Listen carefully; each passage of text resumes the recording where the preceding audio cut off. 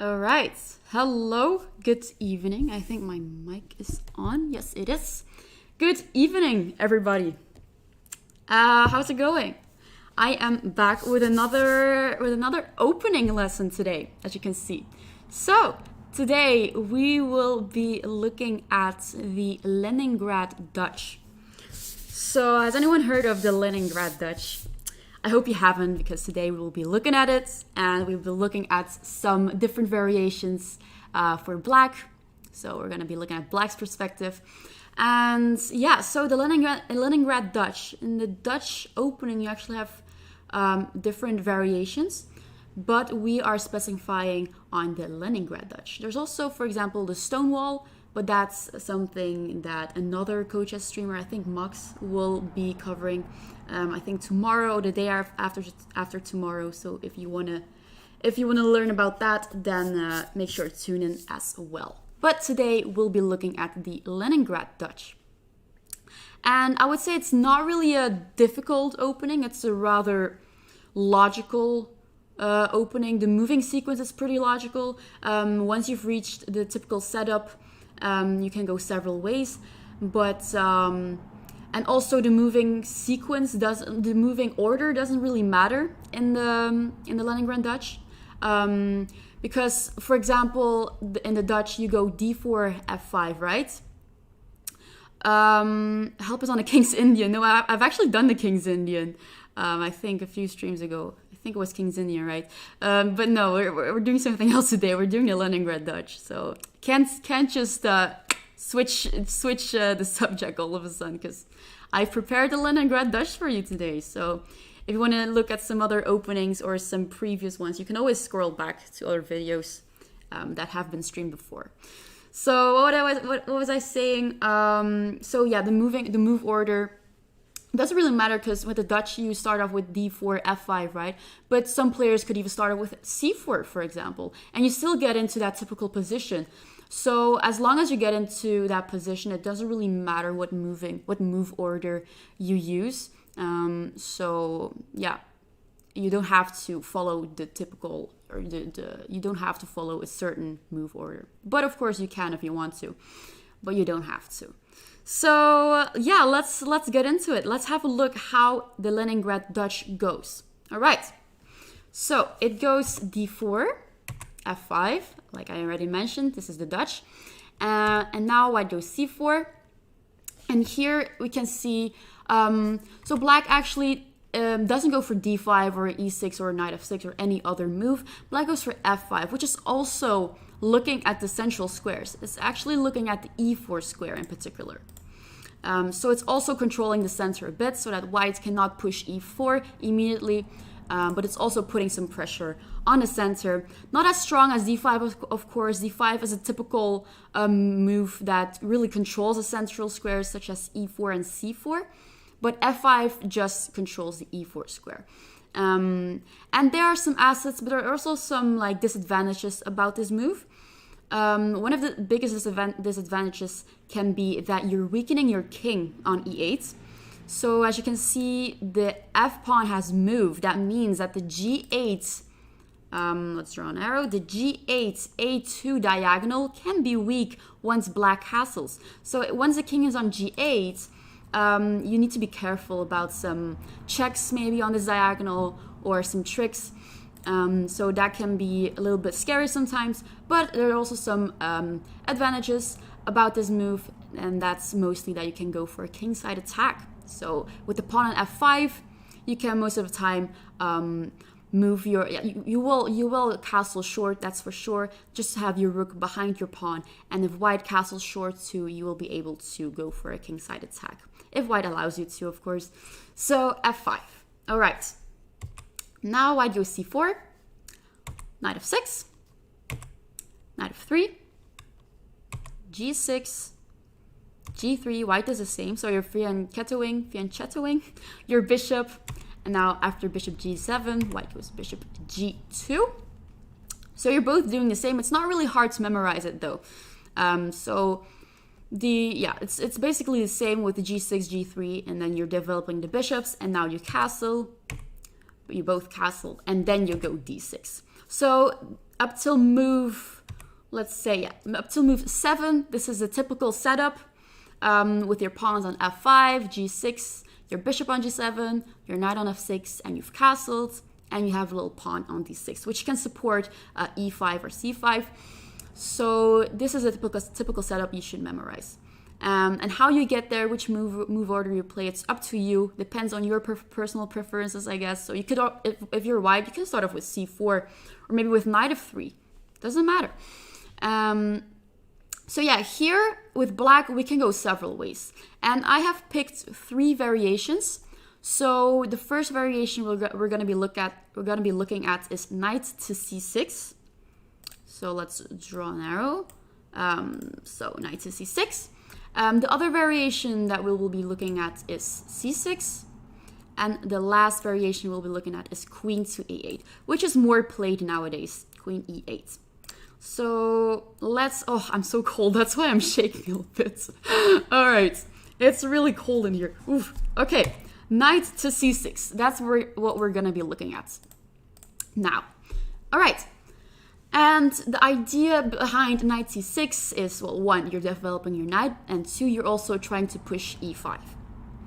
So now white goes d5 most of the time, just to kick that knight. And now black can actually choose between 2 possible moves. So you can go either knight to e5 or knight to a5.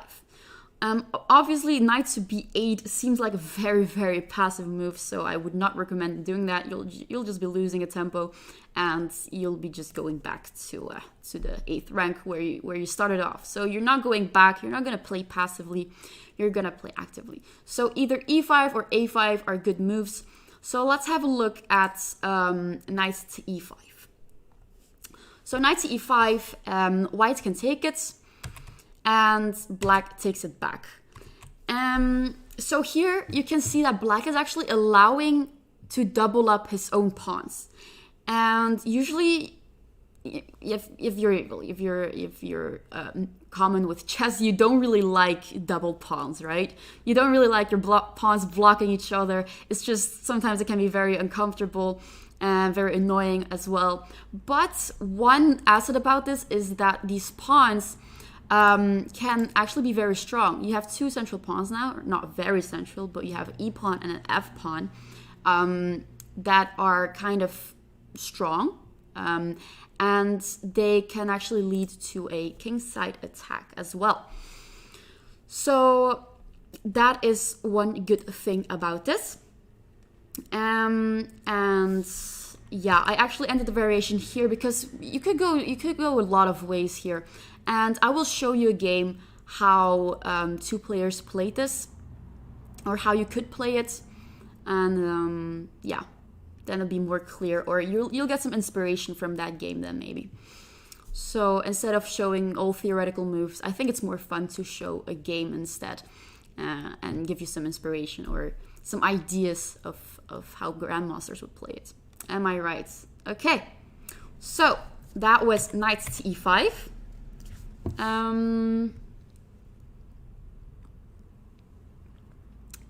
Hello, eccentric horse. Good evening. And now we'll have a look at knight to a5.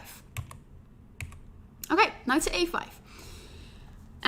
Here you're not allowing to double up your pawns, of course. You're going to the edge of the board, which can be kind of scary sometimes because it can be trapped if you're not careful. So now if you don't do anything, b4 might come. But of course, white needs to defend the c4 pawn first, because that's the threat now. That is what black is threatening right now, to take that pawn. So that's why white goes queen d3. Queen d3 is protecting his pawn on c4 and is now actually also threatening b4.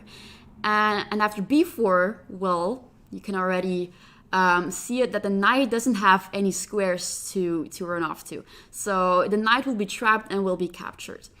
So that is not really good. All right. And we need to do something about that, right? So we do not want to lose our knight. We need to find a move that doesn't lose our knight. So what move would you play here with black that doesn't lose your knight? Oh, I'm so cold. Oh, all right. Anyway, what move would you play here, guys? Hello, Dutch Day. Yes, the old line with knight c6, indeed. But we're also gonna be looking at queen e8, which is more played nowadays. And yeah, this is a very good opening. Dutch opening for Dutch Day. Okay, so Calvin says c5, very good move. That's actually a very good move. Yes. Pedro Bono says b6. I was already afraid that someone would say b6 because b6 seems like a logical move because you're creating a square, a running square for your knight, right? So your knight after b4 you can run to b7, but after your knight is on b7, doesn't it feel like a bit uncomfortable to have your knight on b7 and not your bishop? I feel uncomfortable with it. So yeah, it's not really nice to have your knight on b7. So instead of b6, Calvin was right. e5 is a good move. But so e5 is good, but also c5 is good. So let's have a look at e5. After e5, white can actually just take it en passant. So just like this. And after we take it, then white could also go a lot of ways, but we're also not gonna get too far into this because I have learned my lesson from the Najdorf opening, where I got too deep into all the variations and it got a bit too complicated. So just keep it simple and stupid. Or is that how they say it? Simple, stupid, something like that. So bishop e6, and now you're targeting the c4 pawn, and yeah, all right. Also, wait, just a sec. b4. Aha. So what if white plays b4 here? This also kind of makes sense because it doesn't look like e5 is helping your knight escape, right? What happens after b4? Because your knight is trapped, right? How do you escape with your knight? Or what do you do? Kiss, indeed. Keep it simple, stupid. Yeah, it was this. Yeah. Indeed.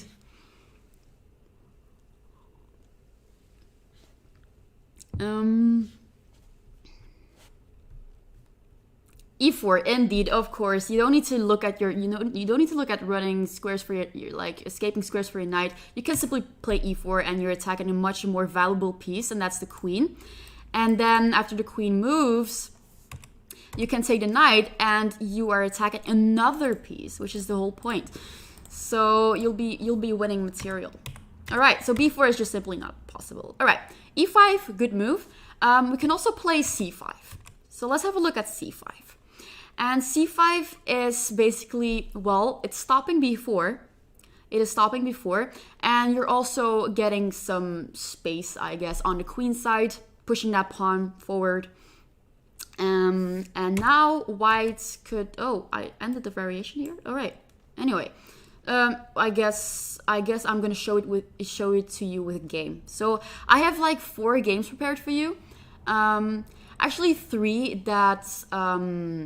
that suit well with the variations I've picked. So one game was I already showed you. No, did I already show you a game? No, I haven't. Oh, I haven't. I'm actually gonna show you right now then. Yes, I'm going to show you a game right now where you can see how the players played. And it's in the variation knight c6. So you'll see how they played it. All right, so yeah, okay. Let's have a look at the first game then. So, all right, this game was played between actually a friend of mine, Johann Sebastian Christensen, and Axel Bachmann. So 2 2600s. And this game was played in the Banter Blitz game. So it's a Blitz game. It's logical that you blunder in a Blitz game. And that's what white did. So black won this game. Let's have a look how they played it. So here, they started off with c4. Like I said, you don't have to start with d4, or the movement sequence isn't really, really important. As long as you get into this certain position. This typical setup, it's all fine. So c4, f5, Knight c3, knight f6, d4, d6 instead of g6. d6 is also a move. Knight f3 and g6, g3. Move the bishop out. Fianchetto, I never know how to pronounce this word. Castle, and knight c6. Okay, so we're familiar with this position, right? We just had a look at this with the variation knight to c6. Yeah, all right. All right, so knight c6. Now d5. And here we saw that black could go either knight to e5 or knight to a5.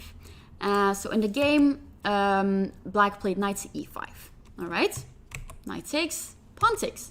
So here I mentioned that black has a double pawn, which can be uncomfortable sometimes, but on the bright side, there are two strong pawns in the center. You have e-pawn, e5 pawn, and an f5 pawn, and that could lead to a kingside attack.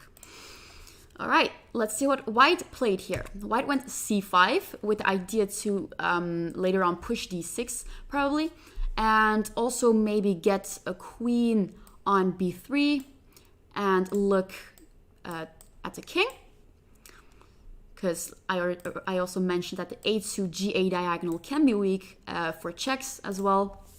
So now we go h6, and queen b3. All right, queen b3. Now the threat, of course, is to play d6 with a check, and black wants to get rid, doesn't want to get checked. So goes king h7. All right, so so h6 really cleared the way for the king to go to h7. So king h7, rook to d1. So white is getting all of the pieces. Focusing on white is getting all the pieces into the center just to push d6. And now black went a6, just in case white goes knight b5, maybe to get even more pressure on that square. All right, queen a3. Queen a3 is also targeting the d6 square like this.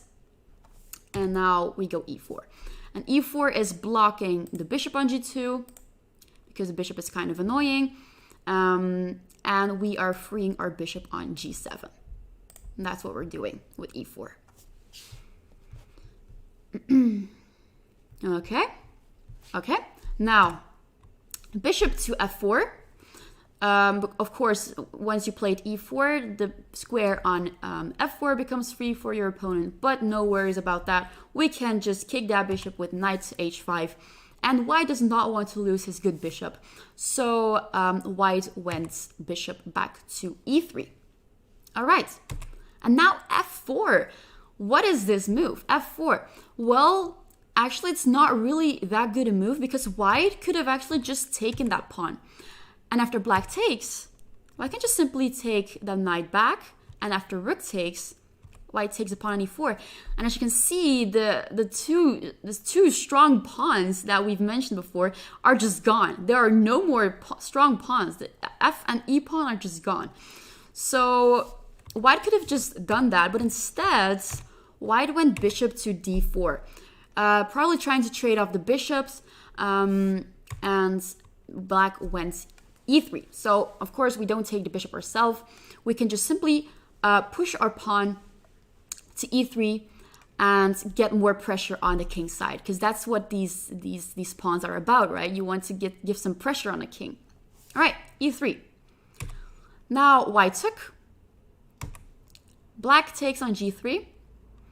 Of course, you want to open up this entire king side, so you're not going to take back on e3, you're going to take back on g3. So just so that you get rid of all of these pawns on a king, and a king becomes, well, basically a naked king. So you're just removing all of its clothes, let's say. All right, takes on g3, and now white decided to take the bishop on g7.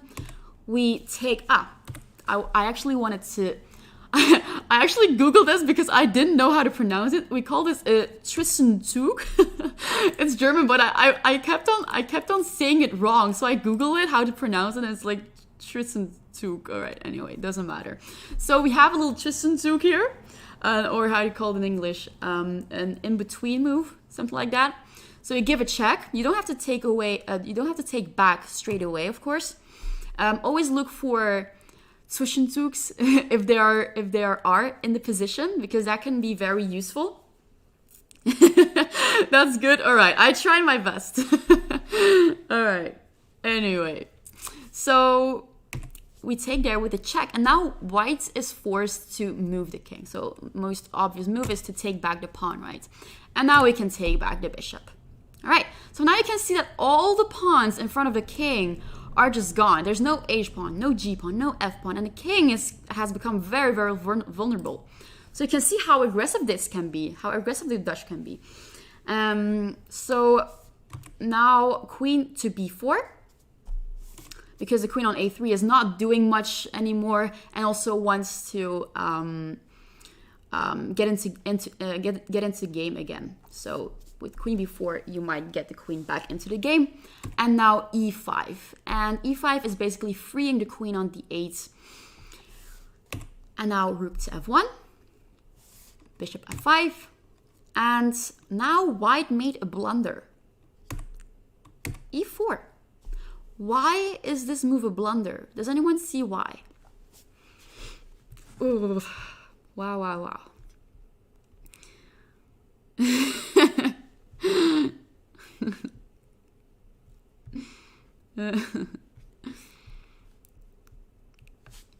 All right. Why is this a bad move?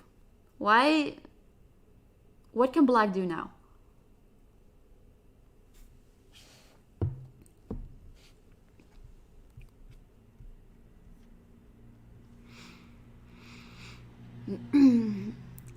Cuts queen and knight off from the defense. Indeed, Dache, very good. And also Calvin has got it correctly. Rayaki also, yes, queen h4 now.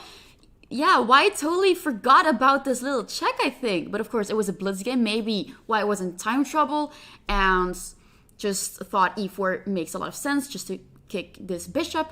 But forgot that the queen will be cut off and can't take the queen on h4 as the pawn is blocking its way, which is very annoying. And now white is just simply lost. Queen h4, once the queen is on h4, the king just can't really hide anymore. The king can only hide behind its bishop. So king g1, and now we go bishop h3. All right, and what is black's threat now? The threat is not just exchanging the bishop and giving some checks with the queen. There's a much bigger threat here for black. So let's say white makes a random move. Let's say white makes a move a3, something random. What can black do now? What is a very big threat here?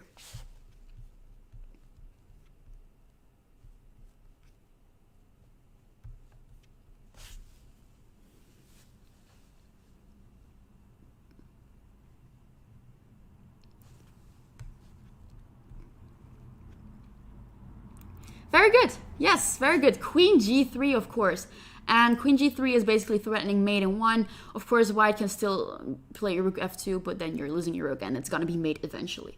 So that doesn't work. All right, so white will have to take this bishop just in order to not get mated. And black takes. And now d6. Well, now d6 is a little bit too late. White should probably have pushed it way earlier. Because now the king is just gonna get mated very soon, I feel like. And now queen g4 check, king h2, rook f4, getting the rook into the game. Rook takes, we take back with a check. The king moves, but luckily we still have another rook, and rook f8 will just be game over. White resigned here, black won, and it is GG. So yeah. So yeah, the king just has nowhere else to hide. It's just a naked king. It'll be mated in a few moves. So, see, that was a very aggressive game played by Johann Sebastian. All right, so that was the first variation. Now let's have a look at the second variation. So let's go over the moves again. So d4, f5, c4, knight f6, knight f3, g6, g3, bishop, bishop, castle, castle, and d6. All right, so, knight c3. And here previous variation, we looked at knight c6, right? But then I said there are also two other variations you could play here. There's c6 and also queen e8. Now we're gonna have a look at c6. So what happens if black plays c6? You like it? That is good to hear. I like it too. Okay, so c6. Now d5, white can still play d5. And the idea behind d5 is, well, now black goes e5. The idea behind it is to take en passant again. And after the bishop takes, this pawn on c6 is no longer on c7, as it was with the knight on c6. But now this pawn on d6 can be a target for white. And white can, for example, target this pawn by playing queen d3 and then rook d1, and then, for example, bishop f4, just to put pressure, a lot of pressure on his d6 pawn. So that is a plan for white. And now, well, first of all, white needs to defend this c4 pawn first, right? Because it's under attack. The bishop is attacking this pawn, and it needs to be defended. So white could go either queen d3 here or b3. Now let's have a look at queen d3 first. Just for a second, it's not too long, this variation, just queen d3. And now a typical move here is knight to a6. You don't go knight to d7, of course. This pawn will be hanging, right? Knight to a6, rerouting your knight, and knight to g5, attacking the bishop on e6. So what do we do about this? We go queen e7, and after bishop e4, which is targeting the d6 pawn, of course, we need to defend it with rook a d8. And it should be about equal, and there are still a lot of possibilities here in this position, but we're not gonna get into this variation too much. We're gonna go to b3 instead.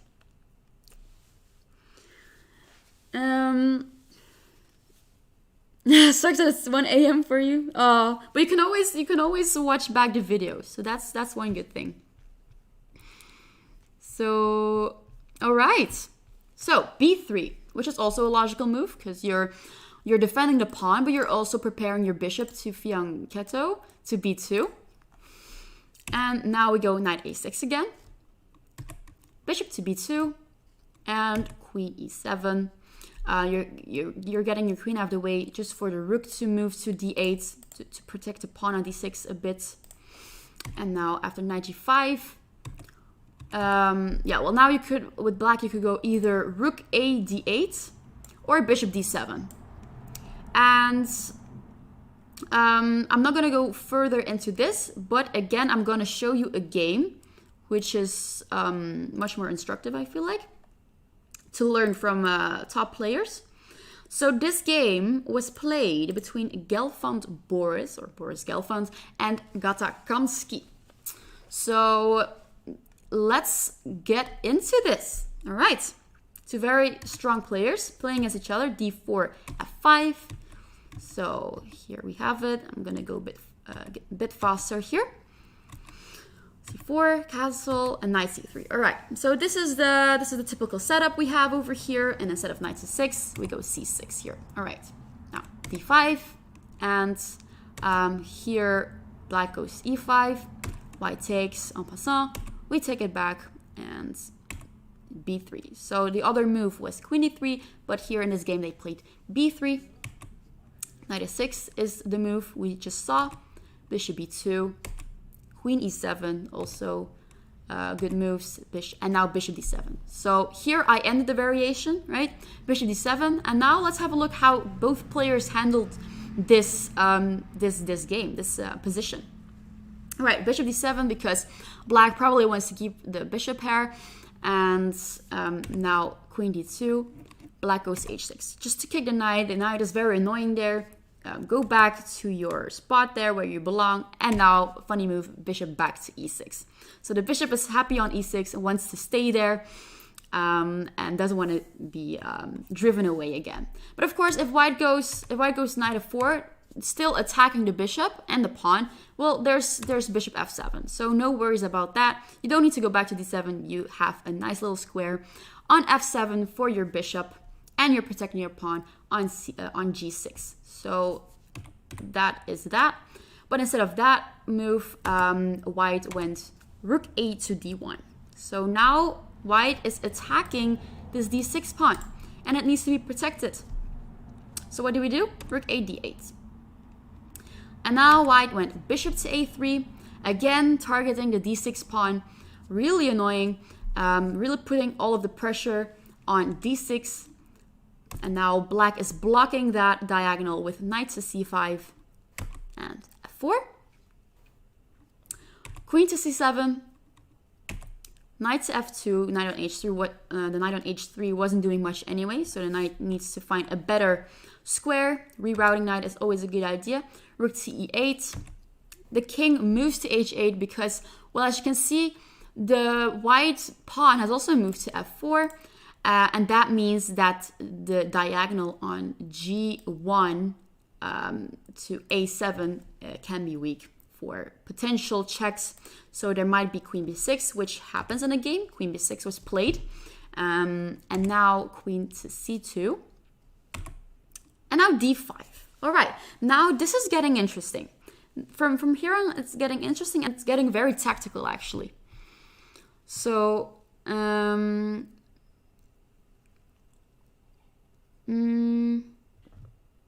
I show b3, knight e4? I don't think I have this prepared. I have actually just picked a few variations, so I didn't want to get into too much details. I just wanted to show you the main lines.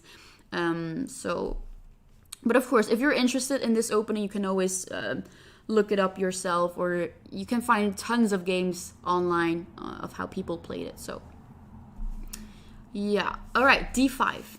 Okay, so now white takes.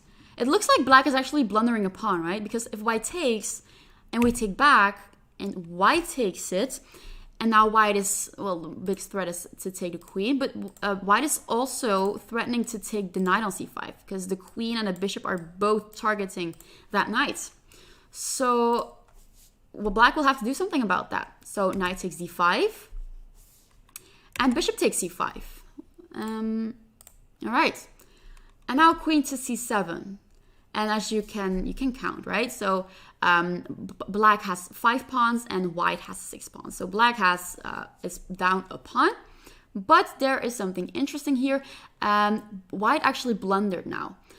White played rook to d2, which is not really a good move. Plonk a knight on e3. Well, what would you play here with black now in this position? What would you play with black now? A better move for white would have been rook to d3 and not rook to d2. And you'll see.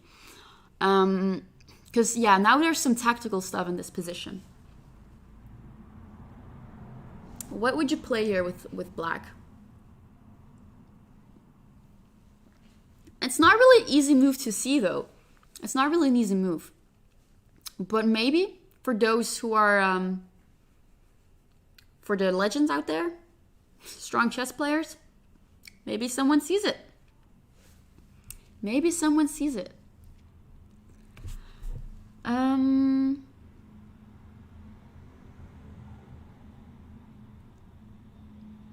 Yeah, very good, Dutch Day. Yeah, indeed. That's very good. You've mentioned the correct move. Knight e3? I already had a feeling that people would say this. But knight e3, it seems like, yeah, it seems very logical, right? Because you're putting your knight on e3, you're giving a double attack on the queen and the rook, but white can take there, and you're not even winning a queen because the queen is protected by the rook. And you've basically just blundered a piece. So, yeah, you need to be careful here. So not knight to e3 because the queen is protected by the rook. So black actually played bishop to c3. Bishop to c3. Very interesting move. You're attacking the rook on d2 here. But you're also cutting off the queen from the bishop. So now you're also attacking the bishop here on c5. So bishop c3, very interesting move. And now it looks like white can take on d5, right? Rook takes d5. It looks interesting because you're removing a defender, and then you can also take the bishop on c3, right? But black actually has only one move that is good. The other move is bad. So the good move to play here is rook takes d5 and not bishop takes d5. Because it seems more logical to take with your bishop, right? But if you take with your bishop, right, white takes the bishop on c3, okay? Now, you take the bishop on g2, for example, the king takes, and b6. And you can see that it's about equal, right? You can count the material. Black has 2 rooks against a rook, a knight, and a bishop, and also a pawn, right? So it's about equal here. But keep in mind, if you take back with the rook instead, and not with the bishop, if white now takes on c3, you can take the bishop on c5. So that's one good thing about rook takes d5. You have rook takes c5 here. And now, yeah, well, black is just winning. And also, so queen takes c3 is not good. So the good move, the better move, the best move here would be bishop b4, but it's still very bad for white. What move can we play here with black? Because white is now threatening to take the bishop on c3, right? And if the bishop moves somewhere, the queen will be captured. So you need to be careful what move you play here. What move does black play here? How do we not lose the bishop?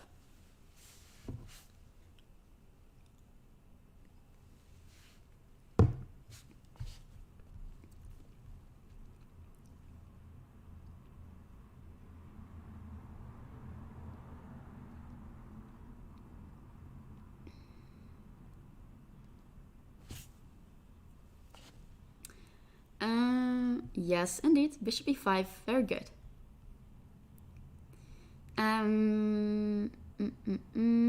Yes, bishop e5. Make the white rook c8. What? The white rook c8? Oh, you mean rook c8? Just rook c8? Rook c8, you're protecting the bishop, right? But the queen will just capture it, right? And after we take it, bishop takes back. And after we take back the bishop will probably take here. Then we take back, and you can count a material. It's equal again. So it's not really winning here. But we have a much better move, and you guys have mentioned it. It's bishop e5. Bishop e5, and you're just protecting your queen on c7. So after white takes, we take it back. If white takes on d5, we take with a check. And after for example the king moves, we win this pawn on e2 as well.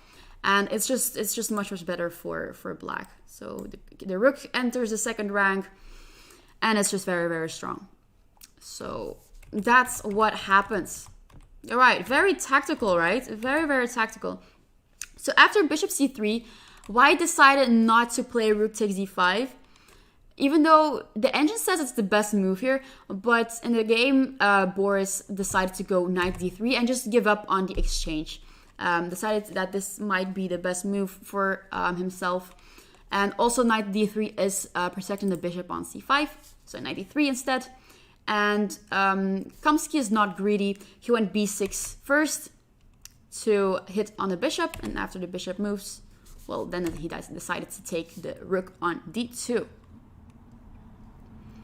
Now queen takes, and we go queen c3. Of course, when you're up material, you want to exchange pieces, right? And get a game and get it over as fast as you can. So queen c3. And Boris went queen c1 because after queen takes, there's a rook on c1. We have an active rook. Well, after rook c8, you basically just lose the c file because white doesn't want to exchange another piece, and decides to go to the corner and basically just cry there. The rook is just crying in the a1 corner and hiding. All right, knight to c3, attacking the e2 pawn. And now white went bishop f3, which wasn't actually necessary. The bishop f3 was actually a bad move because now black has another tactic here. What tactic did Kamsky have here? Bishop f3 is useless, actually. What did black play?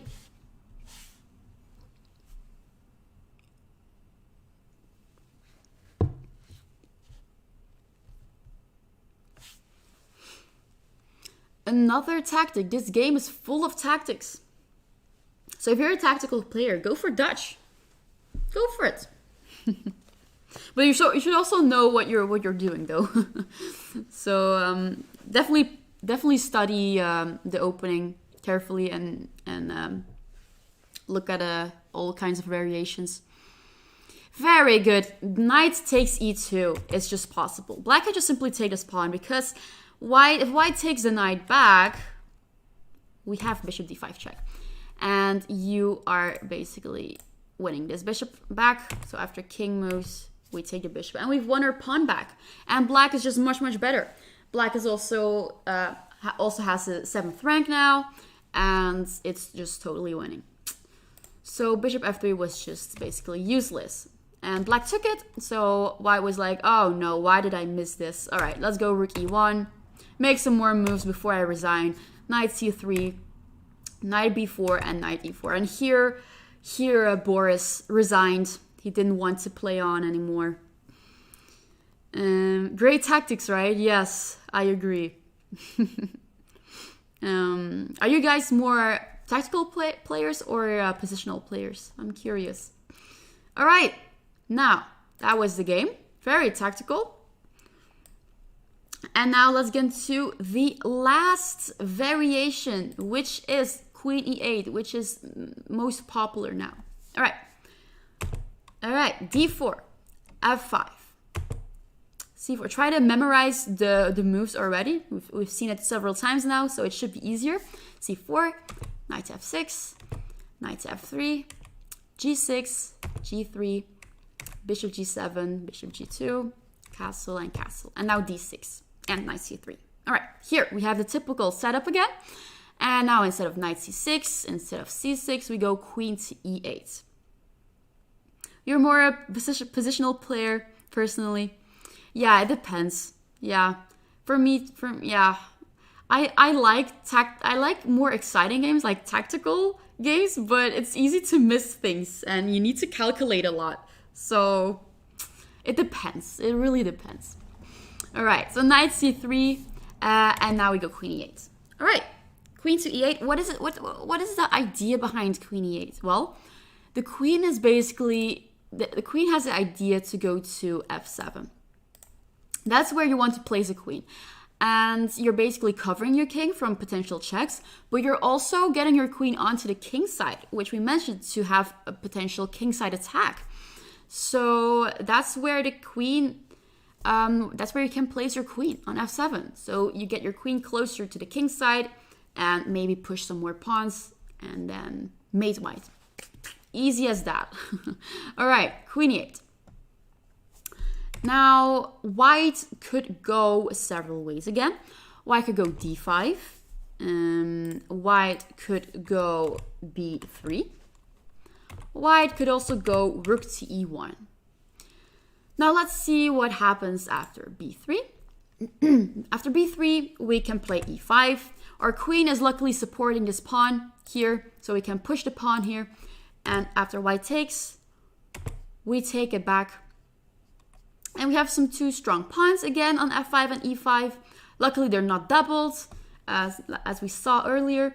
And now e4. So you're not allowing black to take up the entire center. White is also giving some resistance with e4. And now knight c6, developing the knight.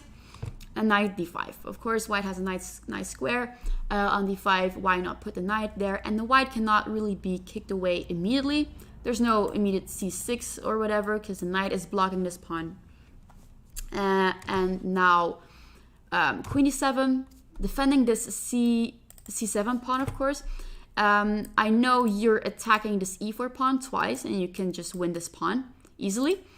But this c7 threat is just a much bigger threat. So you need to take care of that pawn first. You need to protect it. And queen e7 is the best move here. If you go queen f7, you would just be losing a tempo, and it's just not really good because now white has knight g5, and you will have to move your queen again. Now, of course, you can go queen d7, but why not move your queen to d7 immediately when you can, right? And now white has two very strong knights on g5 and d5, so it's better to put your queen on d7 immediately. Is queen d8 better? You mean here? Queen d8? Queen d8, I guess it's also possible. I guess it's also a possible move, yeah. But it came from d8. So d7, also d7, well, I guess d8 is playable though. But in the variation, in the theory, they say queen d7. So don't ask me, I didn't invent the theory. I didn't. All right. Anyway, here the variation stops. And yeah, all right. So instead of b3, we could also go rook to e1 in this position. With the idea to push e4, of course. And the queen goes to f7 now, attacking the c4 pawn. Now white goes e4, pushing the e4 pawn up towards the center. Now we take it. And white takes it back, and we go knight c6. After d5, we take the knight there. After rook takes, we move our knight to e5. And then the variation still continues, but I'm going to end it here because we're going to look at a more common variation, which is d5. So here, yeah, I'm just going to end it here. So just know that b3 and rook e1 are also possible moves for white to play. But we're going to have a look at d5 first, because d5 is more played. It's a difficult opening.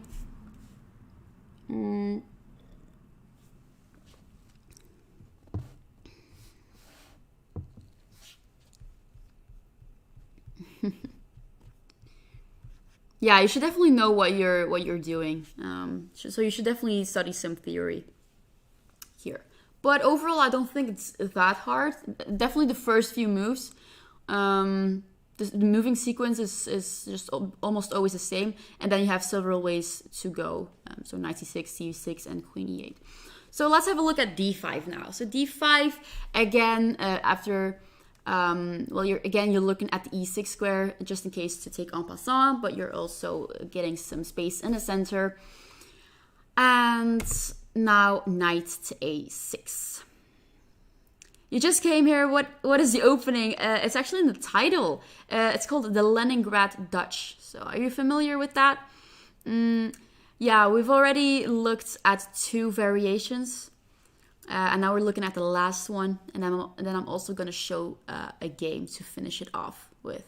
So, yeah. But of course, if you're late or you missed the stream, you can always look back. So don't worry about it. Knight to a6. All right. So you can see that black almost always goes knight to a6, right? So such moves, if you don't know the theory, you wouldn't naturally place your knight on a6. So definitely when you're studying the Dutch, you should definitely look at such moves and how grandmasters, for example, play it. All right, rook b1. Rook b1 trying to push b4. Bishop to d7. Now white goes b4. And c6. You just know that f5 is Dutch, but you're really bad at openings. But okay. I don't think openings are that important though, especially if you're a beginner. So don't worry too much about it. D takes c6, b takes c6 now, and a3. Okay. And now knight to c7, for example. Bishop to b2. And now black could go several ways. For example, knight to e6 is possible. This is played. What is also possible? Rook to b8 is possible, and also a5 is possible here. So different ways to go for black. So yeah, this is how it could go. And I'm gonna show you a game last game that I'm going to show you. Maybe I also have a game of Alexander Kustenuk that I want to show, but I'm going to see if I can make it in time. If not, then I'll just leave it. All right, let's look at the last game, which is played actually by a Dutch guy. It's played by a Dutch guy called Roeland Preusers against Casper Pioren. So Roeland is black and Casper is white. Or Kacper with a C. I don't know how to pronounce it. Probably Polish. All right, anyway. So let's see what happened here. Okay, here, surprisingly, we started off with knight f3 and not c4 or d4. Knight f3, also possible, of course. f5, d4, knight f6, g3, g6, bishop, bishop, castle, and castle. All right. So here we are familiar with it by now. And now queen to e8. All right, queen to a8. And now rook to e1. Idea is to push e4.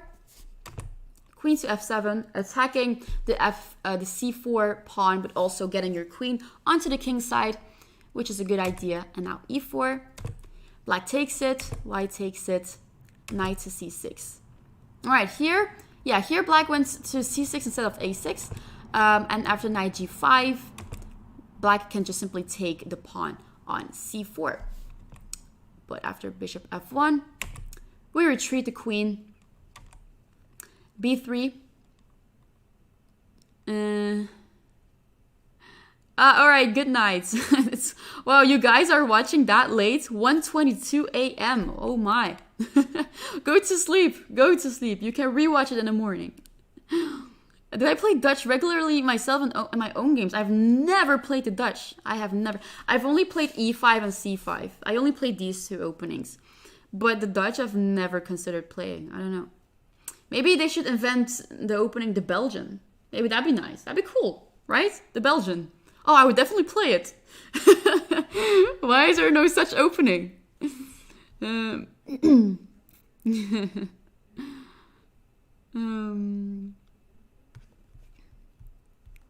All right. So b3, developing the bishop. So queen f5, a5 now.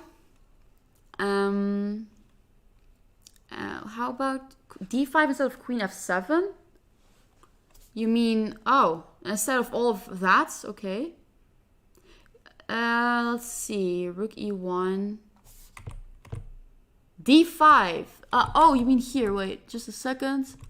So here, d5 you want to play? d5 doesn't really look like a good move to me, to be honest. Yeah, because... well, first of all, d5, you are kind of blundering a pawn.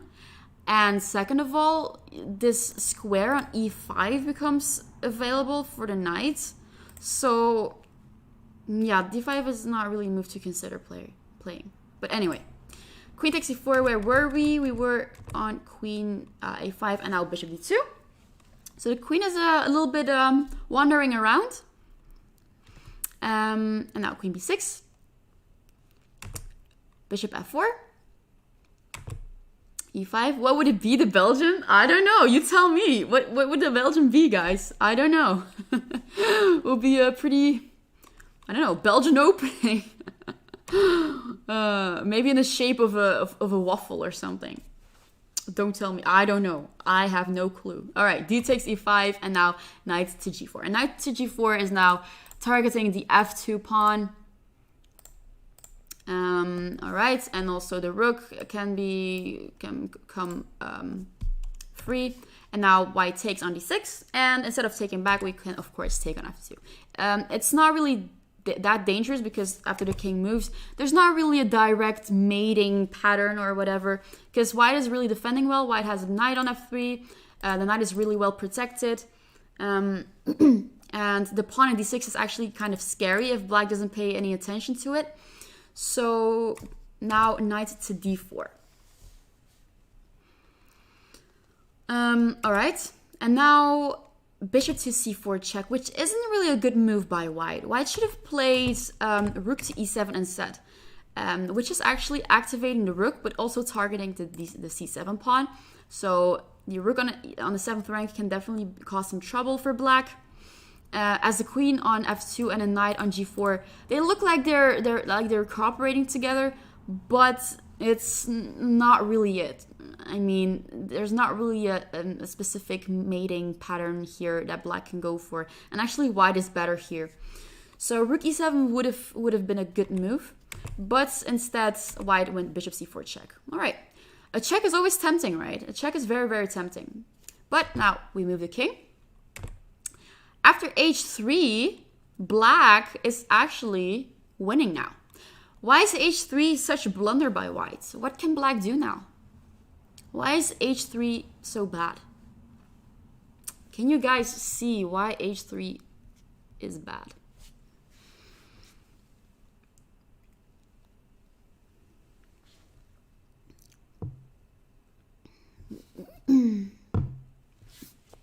Oh, really, Dutch Day? I didn't know that. Oh, interesting. The beanie line. Never heard of that. Looks like you know a lot of openings. Okay, let's see. Knight takes f3. Very good, Martin. Knight takes f3. So after we take that, white, of course, cannot take the knight on g4 because, well, there is just mate in 1 on h2. So that is just not possible. So white will have to take it back like this. And now, what is the only move for black that wins here? What does black do now? What do we do now? Also very tactical here, very aggressive. I thought it wouldn't work a second later. That's why you deleted the message. No, it's actually a very good move. Very good. What does black do now?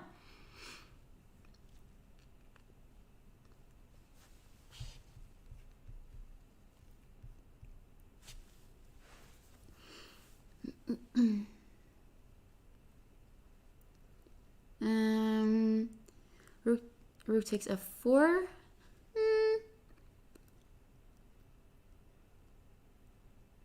No. Not rook takes f4. Not rook takes f4.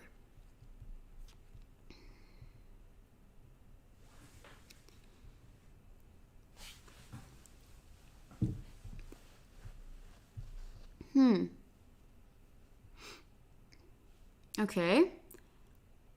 There is a much stronger... It's actually the only move that is winning for black.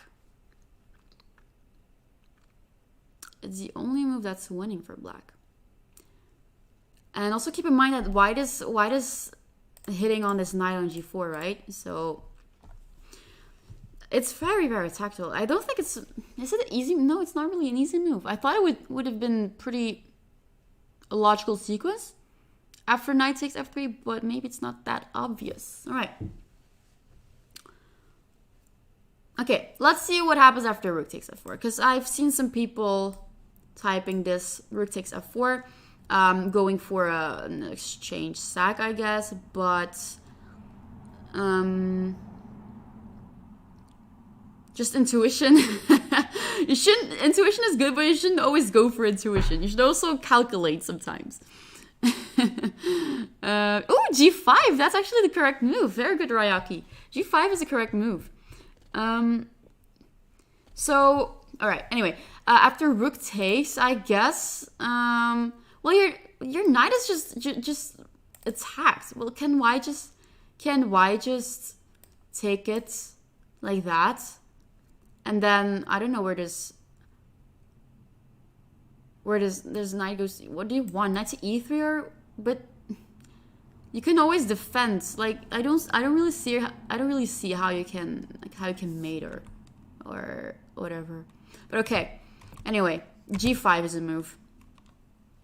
G5 is the move, because now if bishop to d2, let's say, for example, because you're kicking a bishop, if the bishop moves, and bishop d2 is actually the only logical move to put your bishop, or even take, whatever. If you take, then let's say we can take on, wait, you know what? Let's go bishop d2. It makes more sense maybe. And then we can take on g3. And now after, let's say, pawn takes, we can take there on g4. And we're looking at the knight here. And we're threatening to take it, and the king is a little bit very, very vulnerable, I would say. So that can't end well for white. So yes, the knight cannot capture because of the knight is just stuck here. The knight can't move anywhere because there's this continuous mating threat on h2. So g5 is actually a very, very strong move because black knows that white cannot take it with knight, but also not with the bishop. The g3 pawn is hanging. So instead of moving the bishop, white went rook to f1. Rook to f1. All right, now we take the bishop on f4.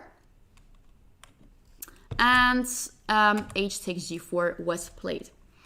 Of course, it looks like you're giving up on your queen, but if white takes the queen, it's not really good because after you take with check, you're just winning, you're just up material. So after white takes it, you can count the material. Black has a rook up, and also this pawn doesn't have that much of a future on d6.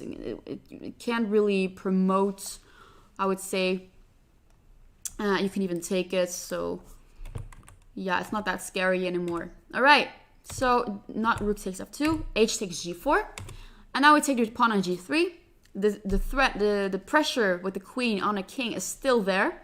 Also, the g pawn is still hanging. There's still this threat there. And after knight's h2, black went f3, threatening checkmate on g2. So white went rook g1, protecting that checkmate.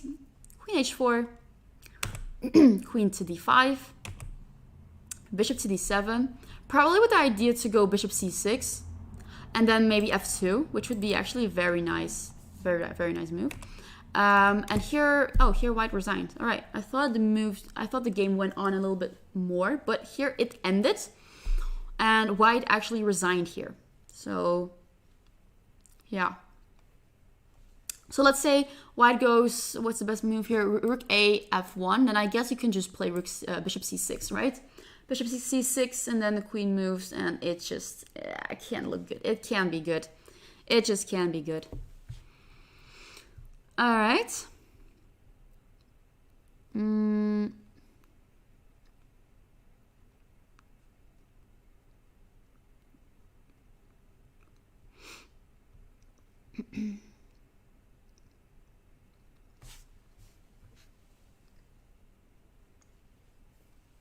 Yeah, it was pretty hard to see though. I agree. So, yeah, all right. That was also, I showed you like 3 tactical games. Oh my. So if you love tactics, if you love such aggressive openings, then go ahead, play it. I'm not sure if I'll ever play it because I feel like I'm gonna miss 1,000 things here. Definitely. But yeah, definitely maybe in Blitz I could try it out though. I could try it out. All right, that was it. That was it. Yeah, I might not show the Alexander Kostelniuk game because I feel like it's gonna take too long. Yeah, but okay.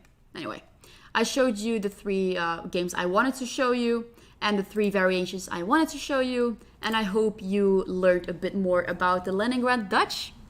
So yeah, that was it. All right, I had a lot of fun teaching it, and also I also learned something from it. That's always good, right?